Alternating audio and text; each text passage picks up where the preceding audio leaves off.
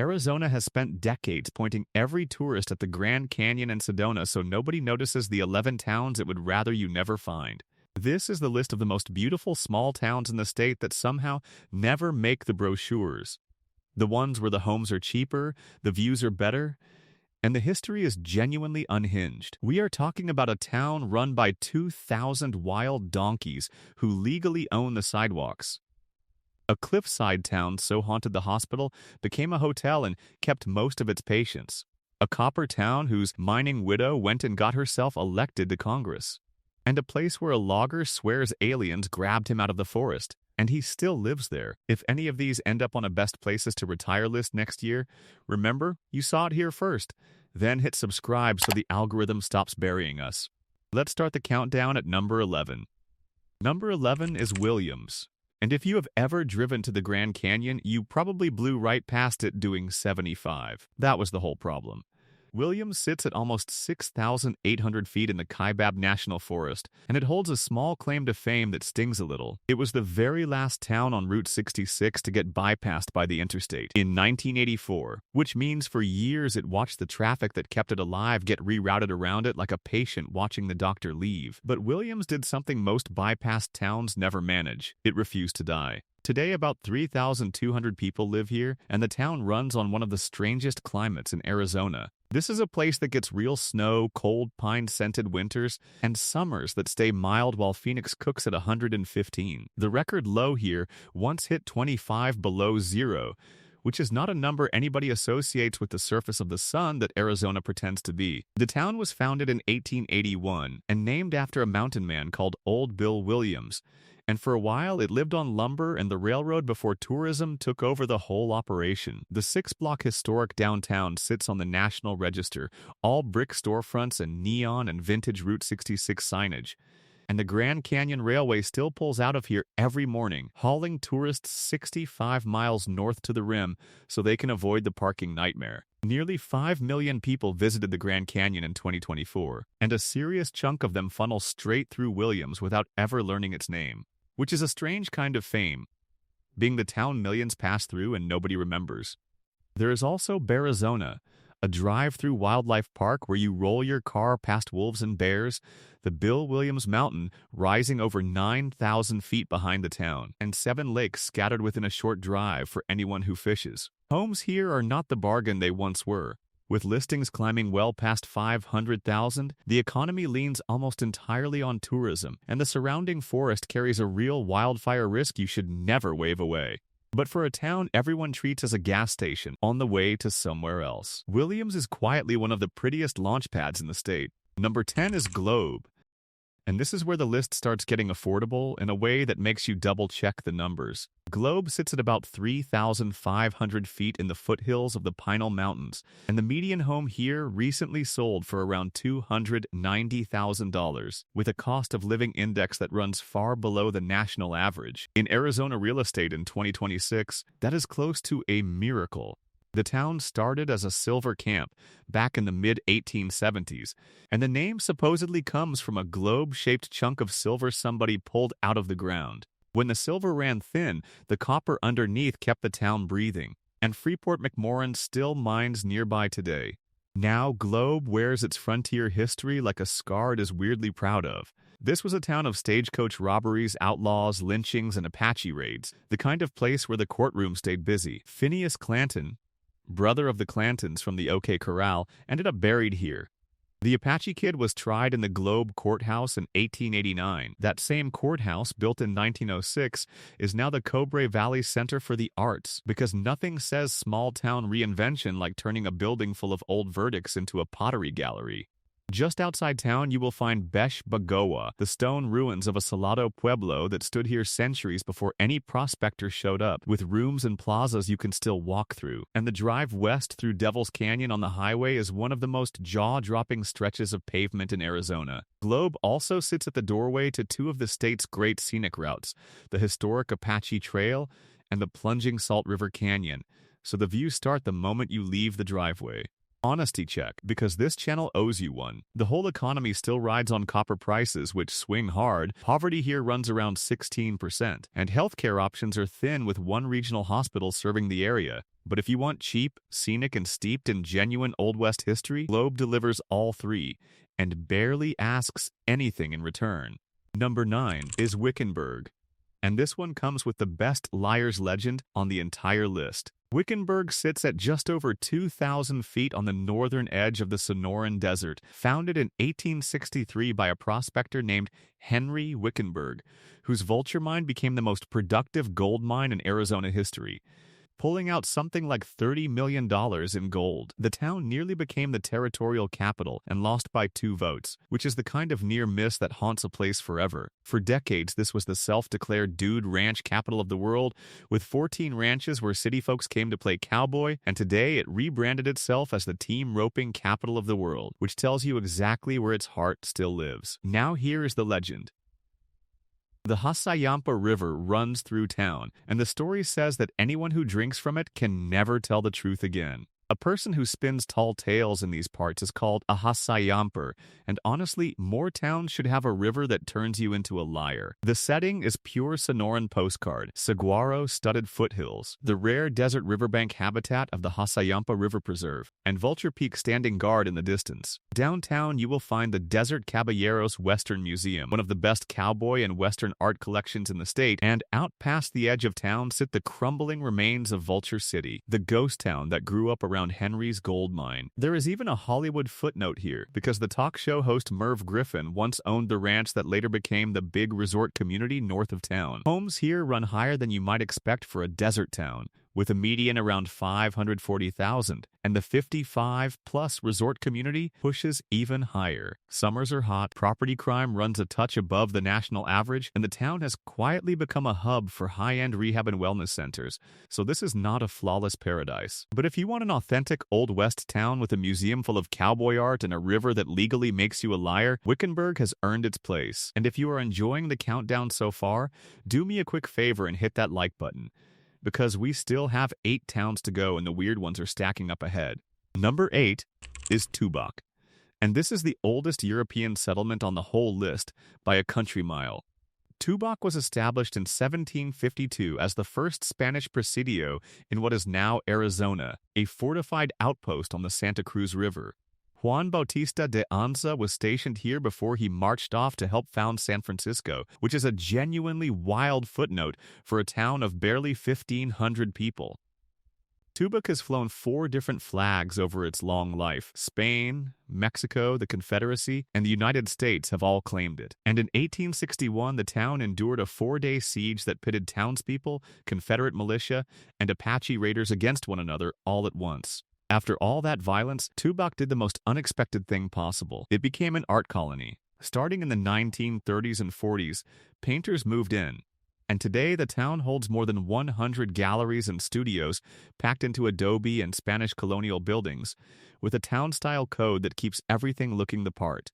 The median age here hovers around 68, so this is retiree country through and through, and the homes reflect it, with property values running near $500,000 and home ownership above 90%. Nearly half the adults here hold a bachelor's degree, which for a tiny desert town is a genuinely unusual statistic and tells you exactly who moved in.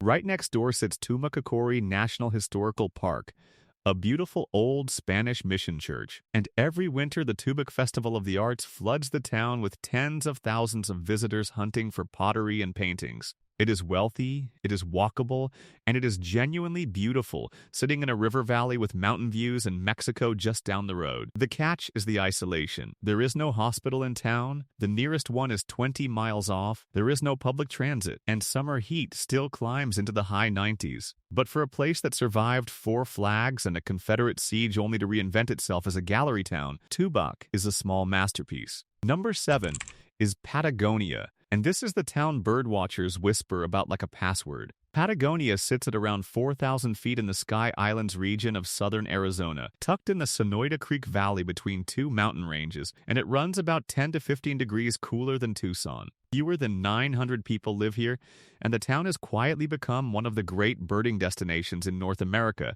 with more than 250 species passing through. The Nature Conservancy runs a preserve along the creek. There is a state park with a lake, and the Peyton Center for Hummingbirds draws people who will drive across 3 states for a glimpse of the right wings. What makes Patagonia fascinating is the contrast. This is a small, artsy, left-leaning enclave sitting in a deeply conservative rural county, a town that traded its old silver and copper mining economy for conservation and quiet. Around it sit genuine ghost towns like Harshaw and Maury, the bones of the mining era slowly returning to the desert. Now for the honest part, because this channel does not skip it. Patagonia has documented groundwater concerns. Arizona State University held a rural groundwater workshop right here in 2025. Water sampling has flagged traces of copper and zinc and hardness issues, and a proposed mine nearby is reshaping the whole water conversation. So, if you are dreaming of retiring to this creekside paradise, the water question is one you research hard before you sign anything. People have lived in this valley for something like 12,000 years, and the Spanish missionary Father Kino passed through back in 1692. So the human history runs as deep as the birding is famous. Home values sit in the low 300,000s, but incomes here are very low, which stretches affordability more than the sticker suggests, and the nearest real medical care means a drive to Tucson or Nogales. Still, for sheer natural richness in a tiny package, a town where more than 250 bird species outnumber the human residents several times over, Patagonia is unforgettable. Number 6 is Cottonwood, and this is the town I would point a friend toward if they loved Sedona but fainted at the Sedona price tags. Cottonwood sits at about 3,300 feet in the Verde Valley, 20 miles from Sedona's famous Red Rocks, and it gives you the same jaw-dropping views for roughly half the cost.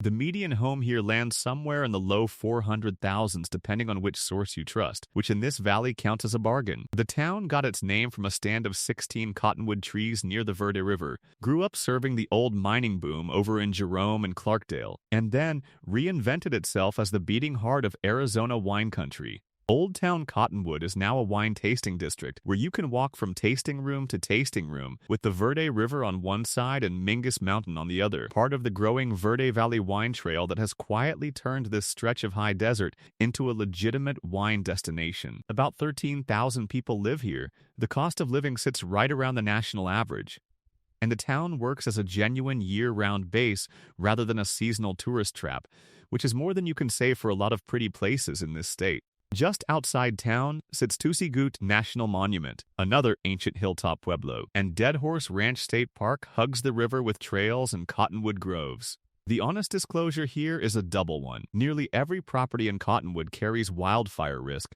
and about a third of them sit in a flood risk zone thanks to the Verde River, so you buy with your eyes open. But for Red Rock beauty, a real wine scene, and a price that lets you actually live near Sedona instead of just visiting it, Cottonwood is one of the smartest picks in the state. Speaking of smart picks, if you are hunting for affordable and beautiful places to live in America, this channel drops a new one basically every day, so subscribing is the low-effort move that pays off later. Now let's get into the strange half of this list, because it only gets better from here. Number 5 is Pinetop-Lakeside, and if the desert towns have you sweating, this is your cold plunge. Pinetop-Lakeside sits at nearly 7,000 feet in the White Mountains, inside the largest continuous stand of ponderosa pines on the entire planet. Sit with that geography for a second, because it rewrites your whole idea of Arizona. Summers here top out in the 70s. Winters bring real snow with lows around 20 degrees, and the town is surrounded by more than 65 lakes and streams tucked into the Apache Sitgreaves National Forest. About 4,000 people live here year-round, but in summer that number balloons toward 30,000 as heat refugees flee up from the valley to breathe pine air and fish cool water. The town itself only came together in 1984, when the two communities of Pinetop and Lakeside merged, though people have lived and hunted across these mountains for 1,000 years. There is a ski resort nearby, Sunrise Park, sitting on tribal land and pulling in over 200 inches of snow a year. The town motto is literally about celebrating the seasons, which in Arizona is practically bragging. Homes here run in the high 300,000s to low 400s, inflated a bit by second home demand from valley families. And now the disclosure that matters more here than almost anywhere else on this list. The wildfire risk in Pinetop Lakeside is severe, with nearly every property flagged at risk. and this whole region has burned before in some of Arizona's largest fires.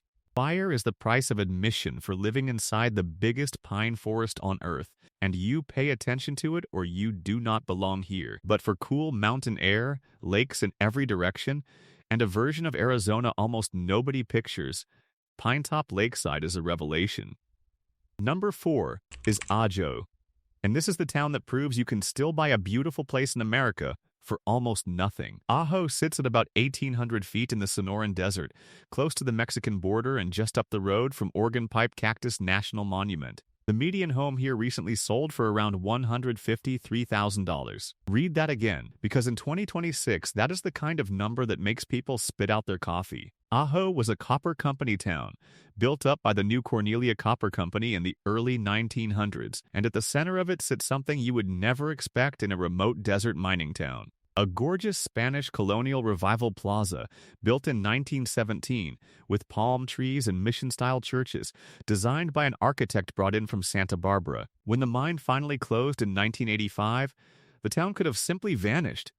Instead, the old school became an arts campus, and snowbirds started rolling in for the winters. And here's the surprising piece of history this town holds. The widow of one of Ajo's mining pioneers, a woman named Isabella Greenway, went on to become the first woman ever elected to the United States Congress from Arizona, winning a special election in 1933. A copper town at the end of a lonely desert road quietly produced the state's first congresswoman. Two rare minerals with the wonderful names ajoite and papagoit were even discovered for the first time at the mine here. The name Ajo itself means garlic in Spanish, though it may actually trace back to an Odom word for the red paint pigment the native people gathered nearby.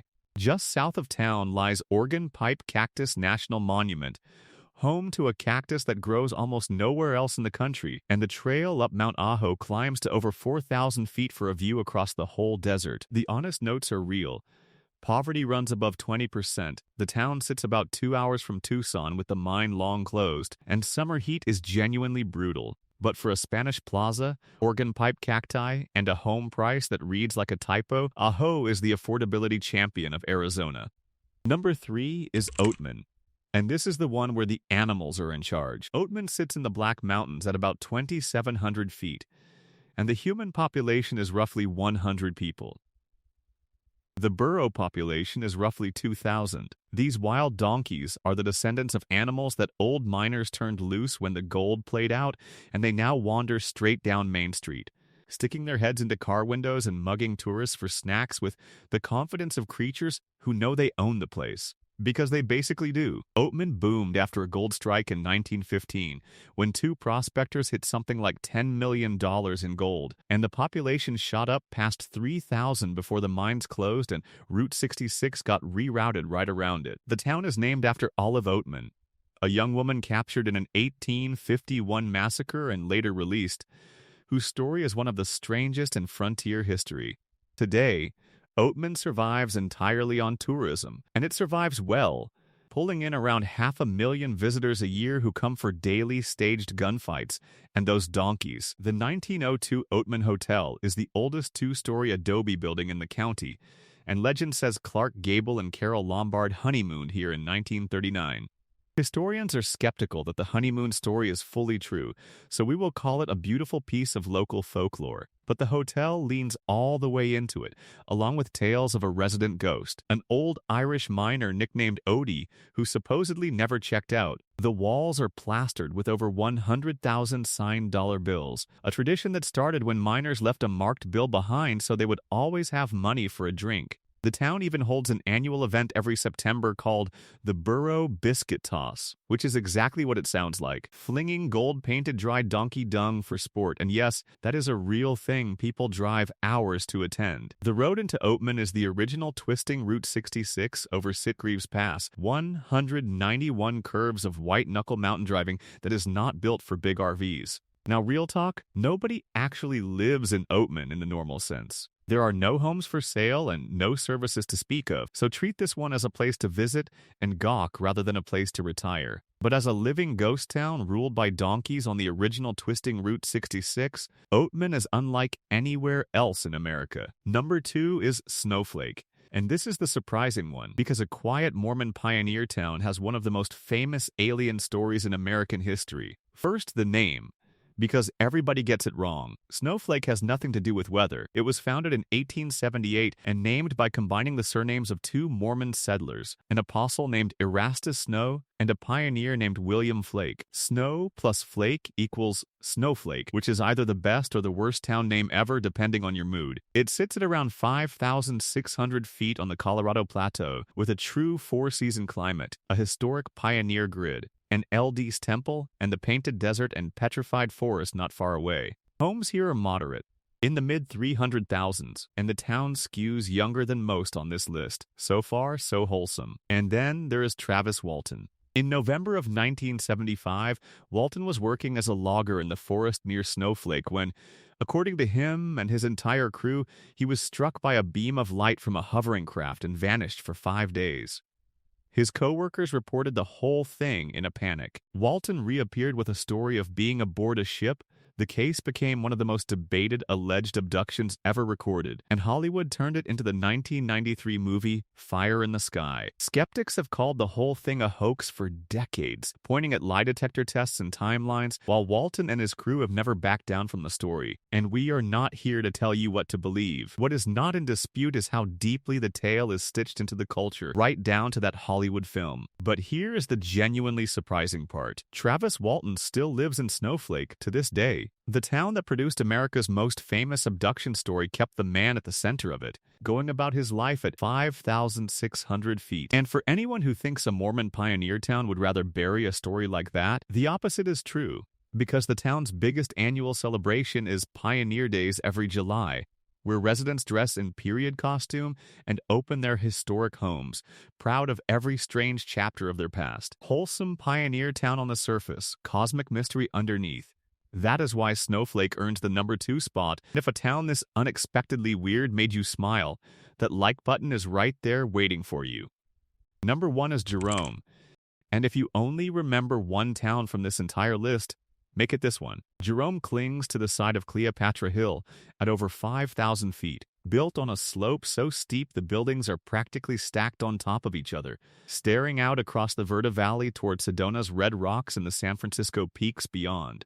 It is one of the smallest incorporated towns in the state, with only about 450 residents, and it is often called the largest ghost town in America, which is a fantastic bit of marketing for a town that is very much alive. Jerome was a copper monster once. Founded in 1899 and booming to around 15,000 people in the 1920s, it produced staggering wealth until the mine closed in 1953, and the population crashed to about 50 souls. The town nearly became an actual ghost before artists and dreamers moved in during the cheap real estate years and brought it back as a gallery and winery haven. 2 mining fortunes built this place.